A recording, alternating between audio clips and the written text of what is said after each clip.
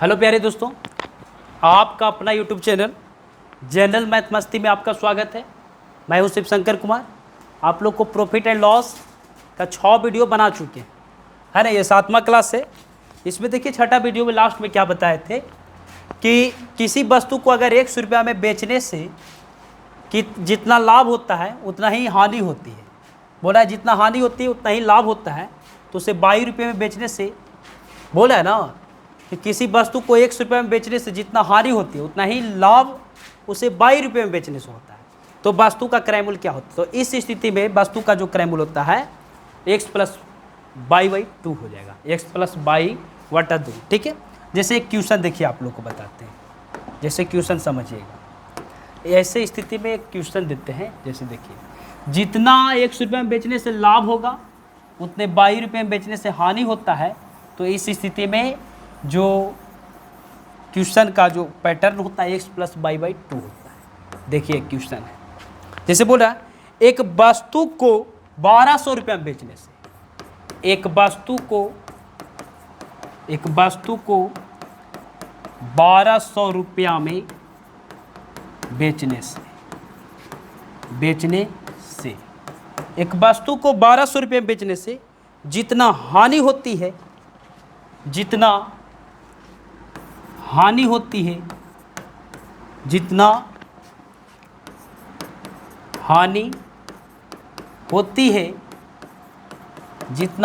है एक वस्तु को 1200 रुपये में बेचने से जितना हानि होती है उतना ही लाभ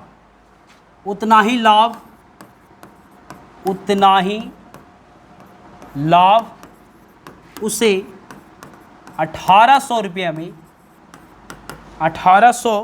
रुपये से बेचने से होता है। 1800 रुपया से बेचने से होता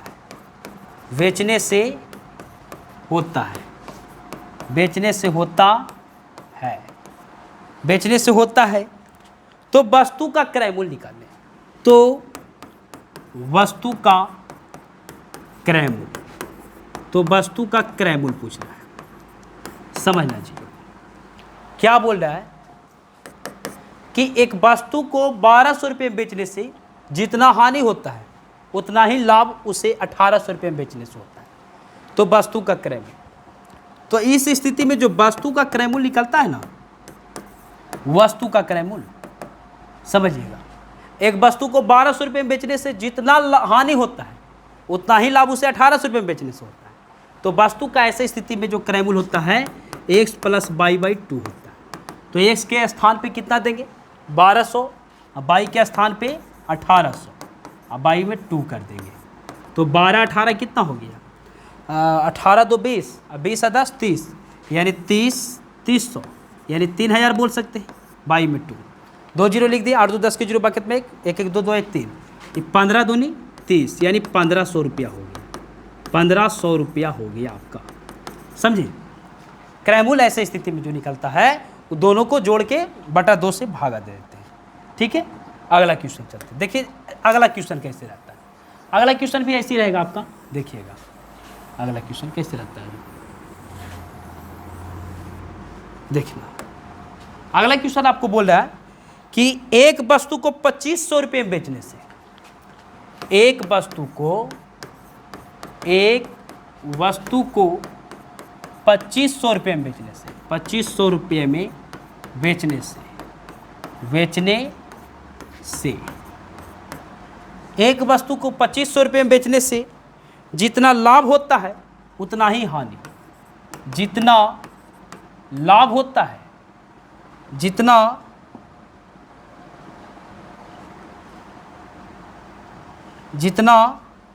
लाभ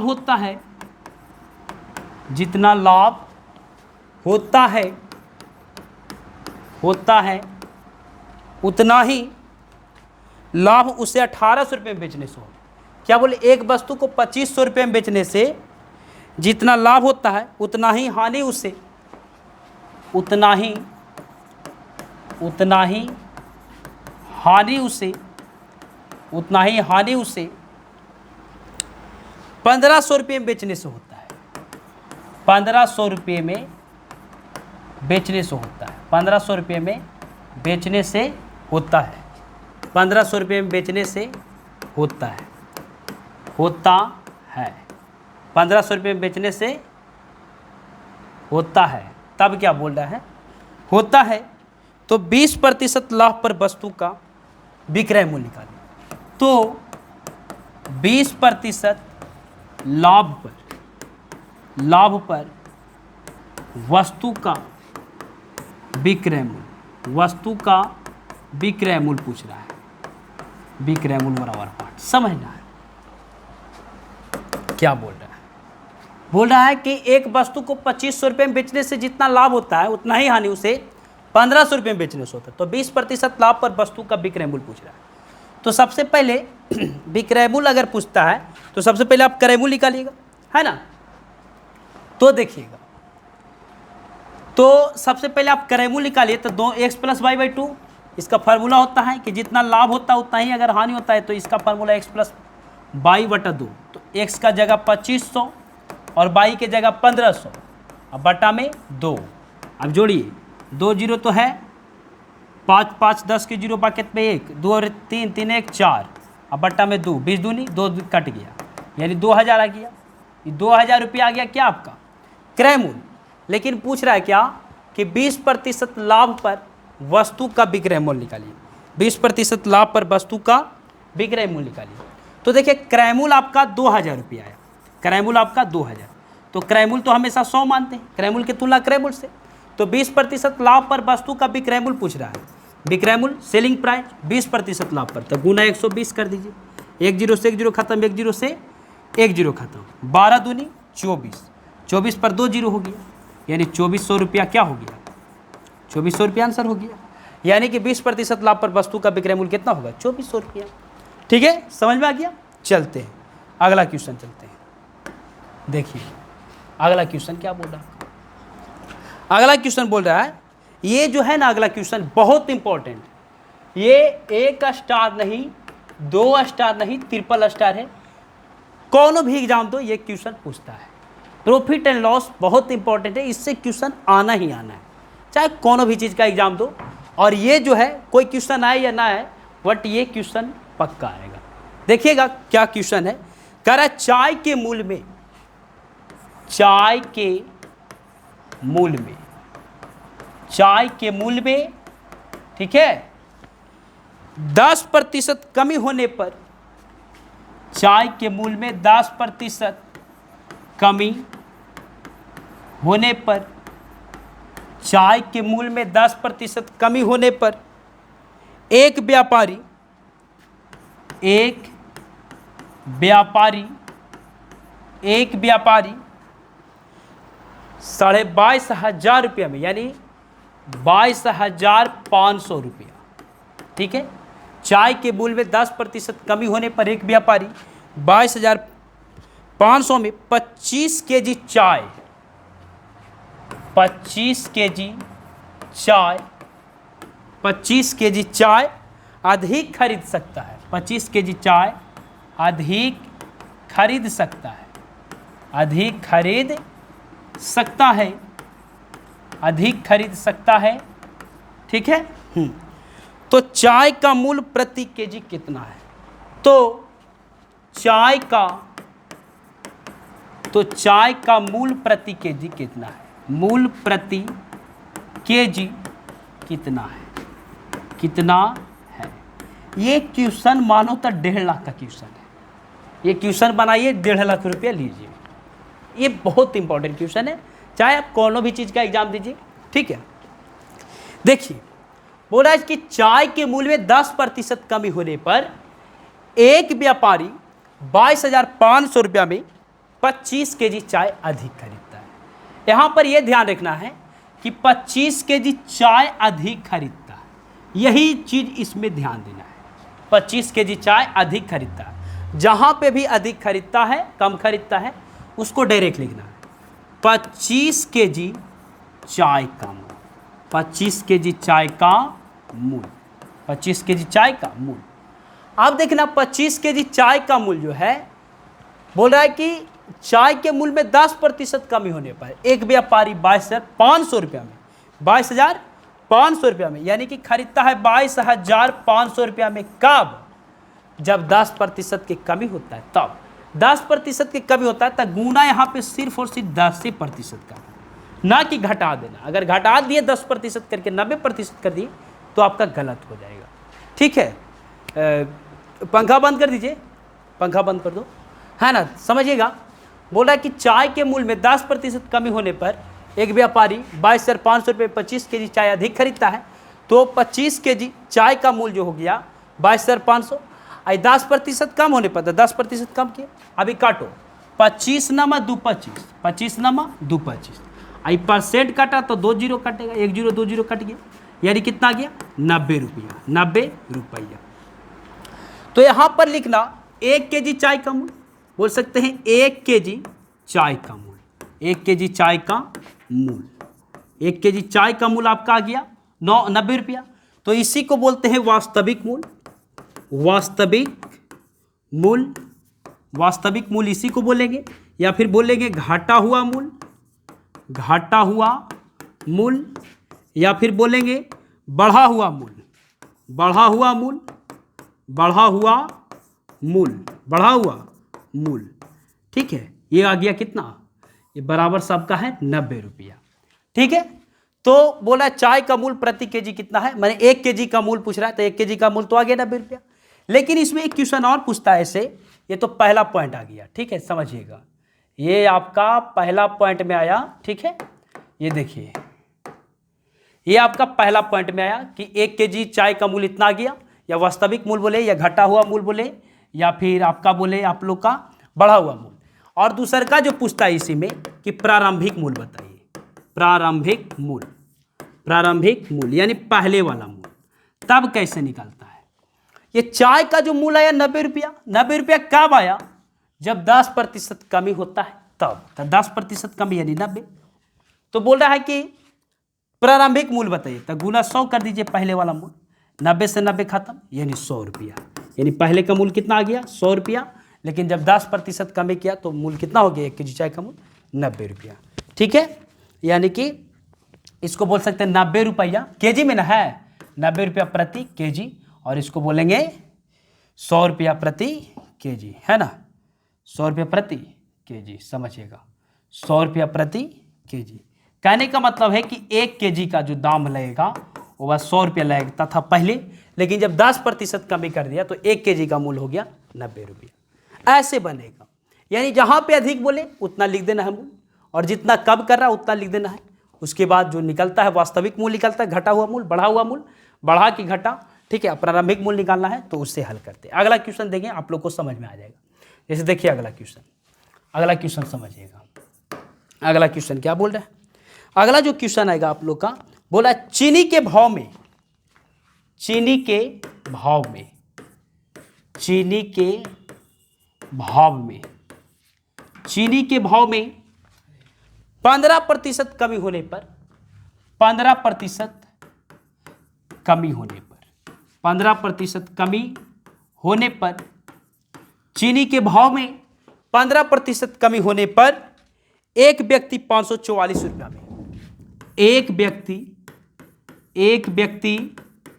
544 रुपया में, एक व्यक्ति 544 रुपया में क्या बोल रहा है, चीनी के भाव में 15% कमी होने पर एक व्यक्ति 544 रुपया में 3 kg अधिक चीनी खरीद सकता है, 3 kg अधिक चीनी खरीद सकता है, 3 kg अधिक चीनी खरीद सकता है, चीनी खरीद सकता है, खरीद सकता है, 3 kg अधिक चीनी खरीद सकता है, खरीद सकता है, सकता है। तो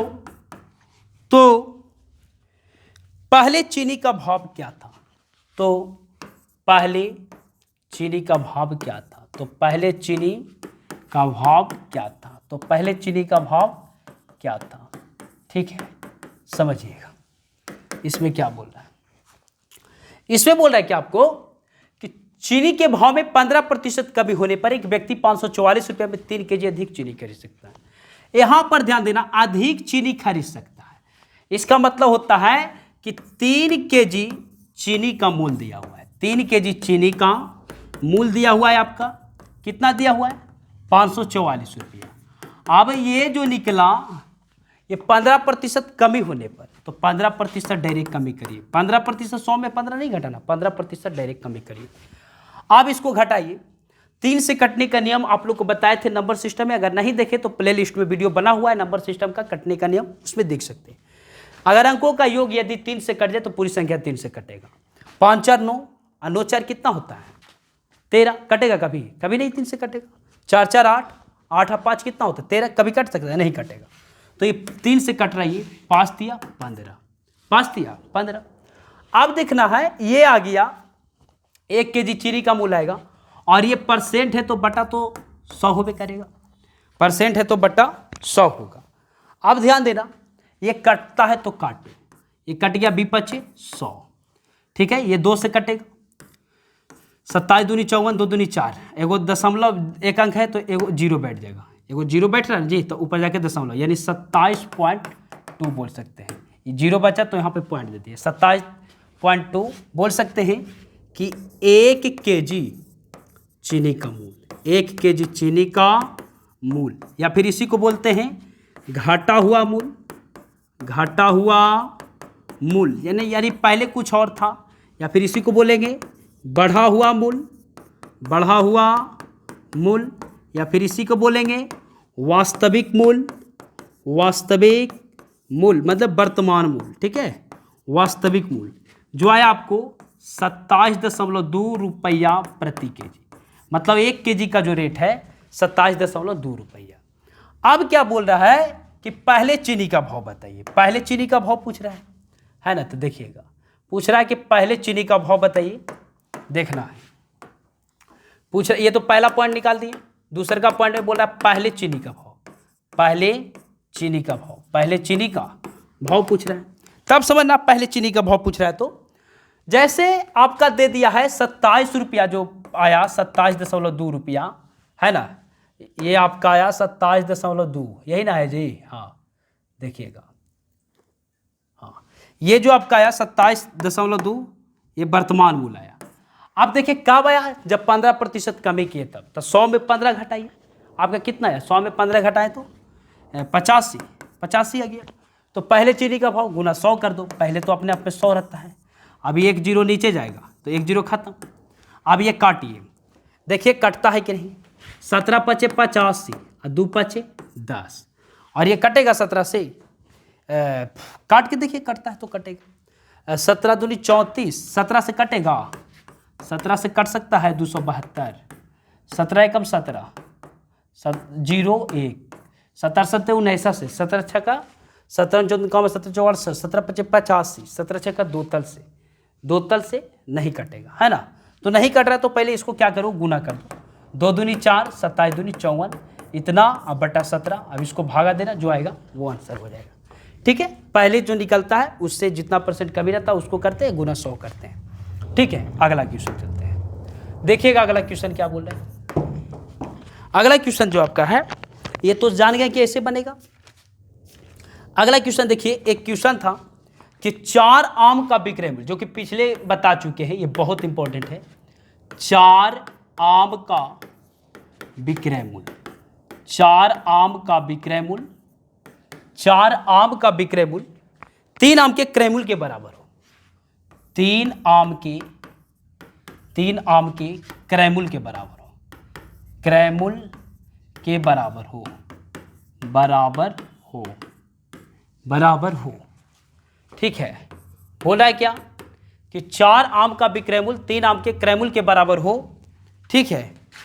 तो लाभ या हानि प्रतिशत निकालिए, तो लाभ या हानि प्रतिशत निकालिए, हानि प्रतिशत निकालिए बराबर 8।